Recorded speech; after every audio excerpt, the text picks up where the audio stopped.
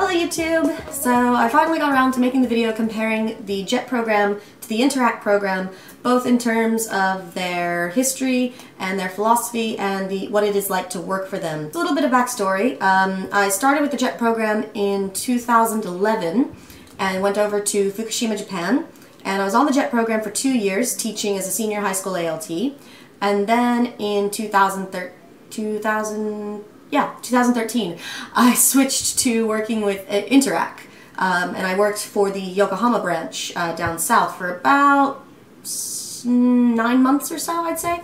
There I taught elementary school at 2 different public schools. And as a disclaimer, I know that both programs have some level of privacy, some things that they would prefer not to be said.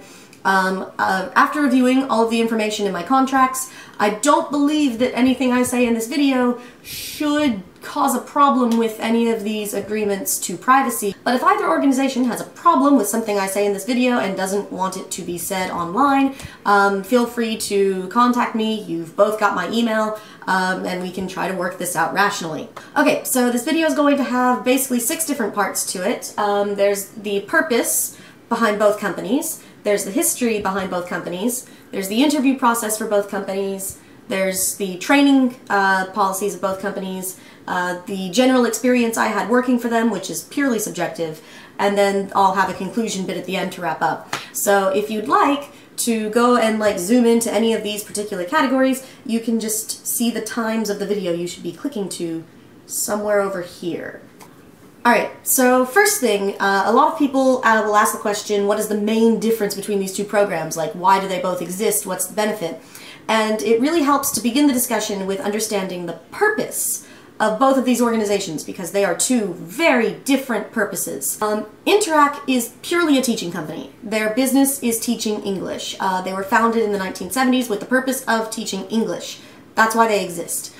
JET, on the other hand, stands for Japan Exchange and Teaching, and the most important part of that is the exchange bit. JET is not a teaching program, per se. That's simply what you do to earn you your visa. JET is far more concerned with grassroots internationalization. And once you understand that the purpose of these 2 companies is one of them is teaching, one of them is internationalization, everything else I'm about to say in this video will make a lot more sense, because these 2 differences strongly influence both of these companies' priorities and how they approach things, as you might expect. So to talk about the history, let's start with JET, because that's the one I'm most familiar with. I've read a book about it. There's a very good book called Importing Diversity, I think it's called, which is written entirely about the JET program. So if you want to know everything about it, go check out this book, because it's actually pretty well done. JET was started in the late 1980s. It was actually, they converted over a previous British exchange program that they had. But in the late 1980s, Japan was under some pretty serious fire for being xenophobic as all hell. So, and in an attempt to improve their international image and prove that no, Japan's totally the happening place, all foreign countries can feel totally at home doing business with Japan, it's no big deal, they started the JET program.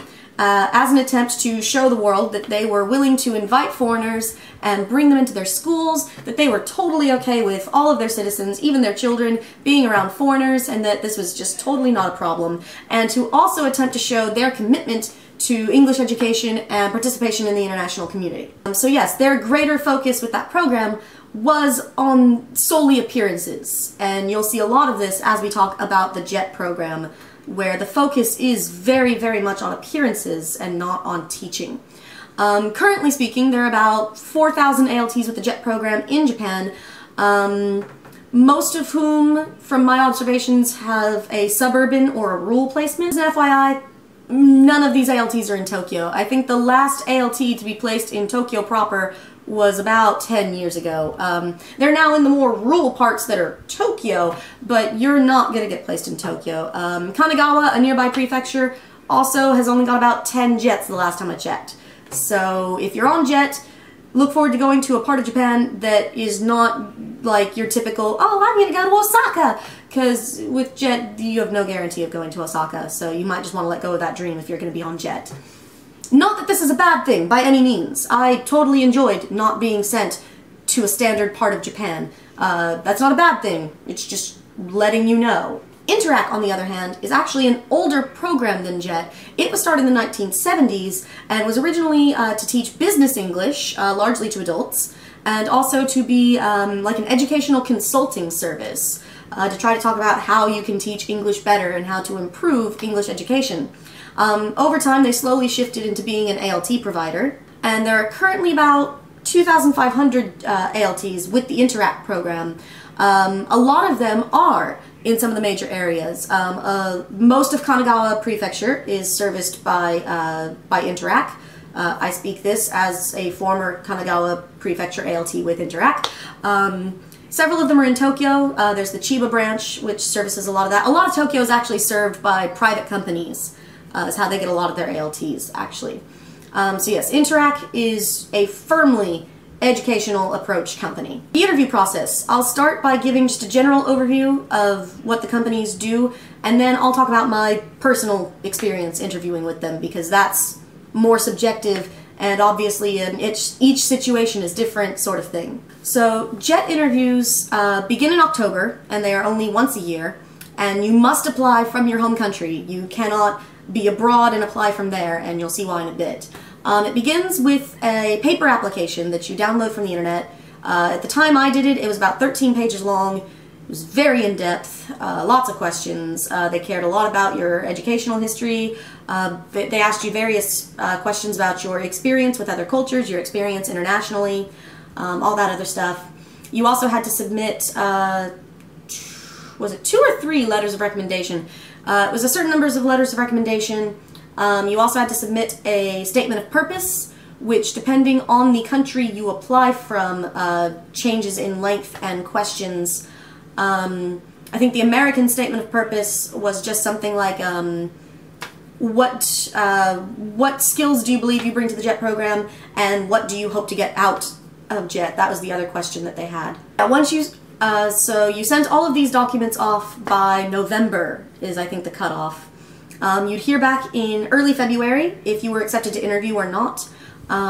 If you were accepted to interview, your interview would be in about 2 to 3 weeks. They tend to happen in late February at the nearest consulate to you.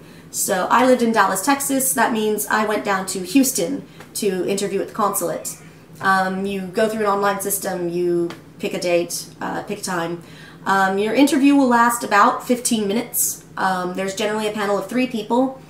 How it worked for us, and what I believe is the standard from what I've heard from other ALTs, is there will be someone from CLARE, the Council for the Local Authorities on International Relations. It's a government agency in Japan. There will be someone from the consulate, I think, and then in a lot of cases there will be a Japanese person there who is basically there to test your Japanese language ability if you stated to have any on your application. So you have this 15-minute interview, and then about 2 months later, you hear if you were accepted, which means you'll go through, this is also called shortlisted. You'll hear if you were waitlisted, which means, we might want you, we'll let you know. And then you can also hear if you were just denied outright for the year.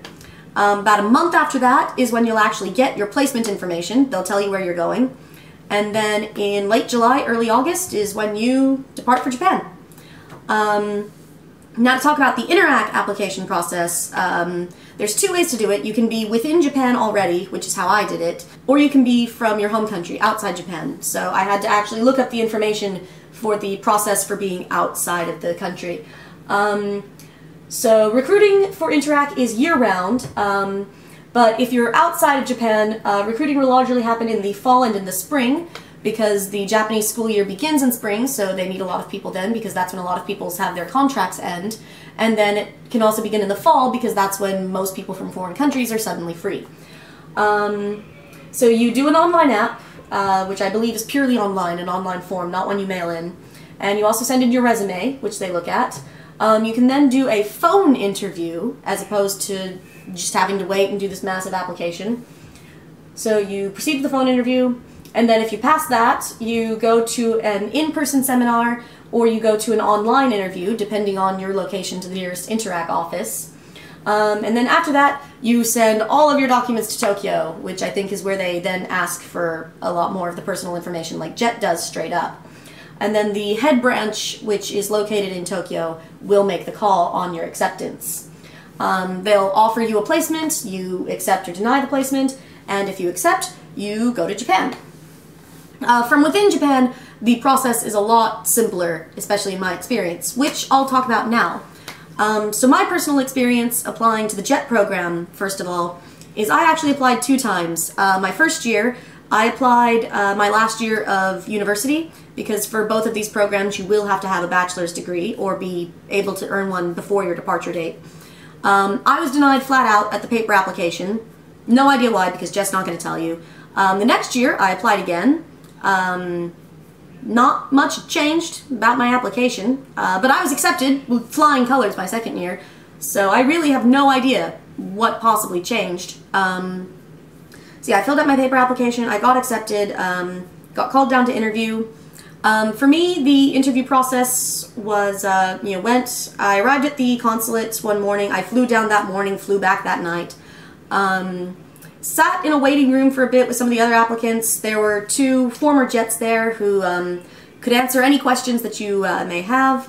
There's some speculation online, and I honestly think it's true, that your interview begins in that room, that the former Jets are actually observing you and seeing how you interact with other people, seeing what you say, things like that. I can't confirm or deny that, but I would honestly believe that it's true, just from some of the things I saw and a lot of the information I have. I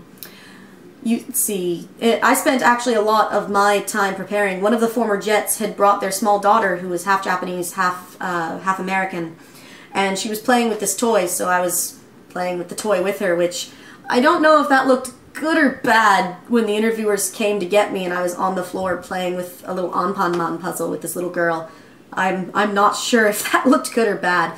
But I walked in for the interview. There was a panel of 3 people. Their initial questions were largely about how I thought I would handle culture shock, or if I got over to Japan and started like panicking, just losing my mind, how I would handle it. Because while I showed a great deal of cultural interest in other countries, I had a background, I've got sort of a dual culture. My father's from Germany, so I've sort of grown up with a dual cultural identity, but I'd never been abroad myself. So they wanted to know how I thought I would handle it and if I seemed to have a rational expectation of what would happen. They then spent a lot of time, actually. One of them grilled me about my undergraduate graduating project, my end thesis, which was I developed an iPhone app to help teach hiragana. But that guy was working on a similar app for Chinese, so he basically wanted me to explain my model view controller setup for this whole thing. And I don't know if it was a test to see if I actually did the work I claimed to do. I don't know if he was just trying to steal my programming ideas since, it's an interview and he thought, oh, okay, she has to tell me the answers to these questions. So yeah, I don't know what that was about, but a lot of my interview was actually about that. The Japanese person there did indeed test my Japanese. He just asked me 2 questions. I won't say what they are because that might be part of the information I shouldn't say. But yeah, it was just 2 questions. It was really straightforward. I put on the application that I had intermediate Japanese, and they were questions I had absolutely no problem answering. At the end of the interview, they double-checked a little bit of information from my thing. They asked, if I had any food allergies, things like that, just to double-check information, I guess.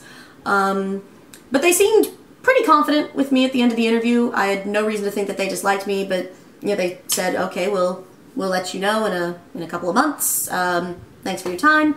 And I was allowed to go back into the waiting room to get my purse and stuff because I wasn't supposed to bring it into the interview room. But you're not supposed to hang around. You're supposed to grab your stuff and get out. So then I got my acceptance notice by email in April, and then I was notified of my placement at the end of June. So it was a little late than from what I've heard most people get it. The reason for this is because obviously in 2011 the March 11th disasters happened, and that set the process back obviously a lot of time. There were a lot of questions to be answered. And obviously bringing in foreigners to a destabilized country wasn't a top priority. I did wind up accepting the placement. and I was given my school information and was put in contact with my supervisor at the beginning of July. And then I departed America on July 25th, I believe, was my departure date from Houston. So yeah, that was my experience interviewing for JET. As far as Interac, I interviewed from within Japan because I had already decided that I was going to leave the JET program. And I had a specific town in mind that I wanted to live in. So I applied through Gaijin Pot's service, sent the information off to Interac, and they got back to me actually within 24 hours. I got a phone call the next day from a representative with the Yokohama branch saying, hey, we actually have some openings in August for elementary school in the city that you want to live in, so if you could come to Yokohama and interview sometime within this week, that'd be just totes perfect. So that call was on a Monday. I went in to interview on a Thursday, I believe. The first thing that they gave me was a grammar test. It was just one page, front and back, basic questions about spelling, grammar, that sort of thing, to make sure that I spoke English reasonably. I then had to take a Myers-Briggs personality test, of which I score a dead even of ENTP and ENFP every single time I take that test. I still don't know why I'm an E. I really think I'm more of an I, but whatever.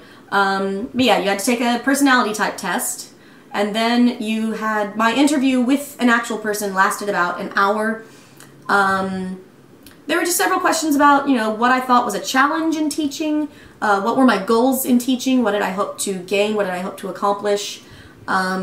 They asked, there was a small Japanese test because they asked me what my skill was, and the Japanese test was just, we switched to Japanese for about 2 minutes and proceeded to talk. I think we were talking about, you know, where do you plan on living in Yokosuka? How do you plan to get to work? Oh, okay, you plan to have a scooter. That's nice. You're taking the driver's test right now. Okay, cool. That was basically my proficiency exam, I guess. Yeah, oh, that was the other part. You also had to give a 5-minute sample lesson. Well, actually it was, there were 3 parts to it, a total of 5 minutes, and they video recorded it for further review, I guess. You had to give a 30-second introduction in either, well, for me they asked for it in both English and Japanese, pretending you were introducing yourself to your staff. So you walk in the door the first day, how do you introduce yourself? Which for me they asked it to be in both English and Japanese. I could decide how much I wanted it to be in either language, they just wanted to see what I would do. The next part was you had 1 minute to begin a class to do a warm-up. I then had to lead a 3-minute begin a lesson. I wasn't told what lesson topic to choose. I got to choose the one for myself. I've heard from other people that they were given a certain choice, like, oh, you can pick this one, or this one. I did something with animals, I think, so I drew some pictures and brought in those props. They asked me at the time if I'd drawn the pictures myself. They seemed very impressed when I said that yes, I had. I found out later that that's because with Interac you get to make a lot of your own teaching materials, so I think the idea that I could make very pretty teaching materials was a bonus to them. But yeah, they thanked me for my time, said that they'd let me know later, and I heard back the next Monday that I was accepted. If I accepted their offer, they'd send me a contract for me to sign, send it back. So all in all, from application to accepted to work was 1 week time in Japan. So,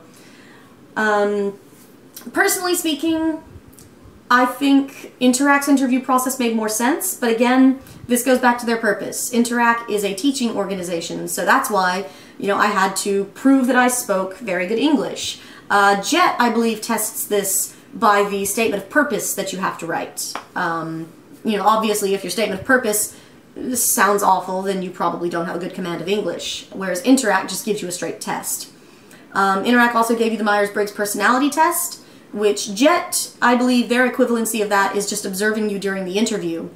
I think it's hard for me to say which one I prefer more, because obviously Interac was observing me during my interview as well to see what sort of personality I had. You know, I think JET, Interac is clearly trying to have a basis for their judgments. You know, this sort of personality type may or may not be good based on the responses to the question, you know, oh, this may not be the best type of person to be in a certain type of school. Whereas Jet, you know, I worry that they're just general, you know, it's just these three people in a room observing you. It could be highly subjective. There could be any number of reasons for their judgment of your personality. You know, rather than asking you, you know, a set of questions that generally apply, they're observing you during a job interview of which you know the stakes are high, you know you have 15 minutes to impress them, you probably woke up very early to get to the consulate that morning. I'm not sure that's really the best time to judge someone's ability to work with small children. You know, obviously you should be able to be composed under pressure, but I don't think it's necessarily the best indicator of you as a person. So I think Interac may have a little bit more of a solid basis. As for the questions that they gave me, the actual interview, Jet's questions made a lot of sense with my ability to deal culturally. Obviously, Interac didn't have to ask me as many questions about that because I already lived in Japan and had the experience, whereas Jet needed to know. I don't really care for the fact that my Jet interview then went into questions about my programming, because that, in my mind, has absolutely no relation to anything. I cannot think of a single valid reason why they would need to know unless the guy just really wanted to see my programming methodology to steal for his own purposes. Which is an okay discussion to have with someone, but not during the precious 15-minute job interview that I have to nail. Whereas Interac's questions, I feel that had a lot more relevancy to my job, and you know, they made a lot more sense.